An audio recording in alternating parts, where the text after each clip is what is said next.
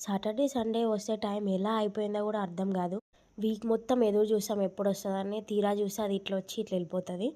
Mostly మాకైతే నేనైతే ఎలా ప్రిపేర్ అయ్యి ఉంటా అంటే, సాటర్డే ఏమన్నా పెండింగ్ వర్క్స్ ఉన్నా, ఇంట్లో ఏమన్నా వర్క్స్ ఉన్నా చేసేసుకొని, Sunday is only for family time.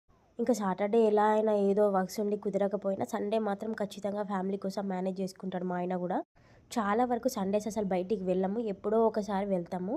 ఇంట్లోనే ఉండి వండుకొని, తిని, సినిమా జూసుకుంటూ హాయిగా కబుర్లు చెప్పుకోవడానికే ప్రిఫర్ చేస్తుంటాం సండే మాత్రం. ఈ సండే ఏదో అలా ఔటింగ్‌కి సెట్ అయిందనమాట. ఎందుకో మా ఆయనుండి చాలా రోజుల నుంచి ఇనార్బిట్ మాల్‌కెళ్దామని చెప్పి అనుండే. సో, సడెన్‌గా అట్లా ఎళ్ళిపోయినాము.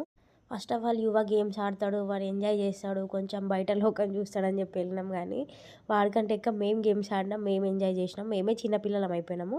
మమ్మల్ని చూస్తూ వాడు ఎంజాయ్ చేసిండు. అనిపిచ్చింది. ఇంతకుముందు ఎళ్ళినప్పుడు చాలా బుడ్డోడు. ఇప్పుడు చాలా ఎంజాయ్ చేసిండు. గుర్తుపట్టగలిగిండు.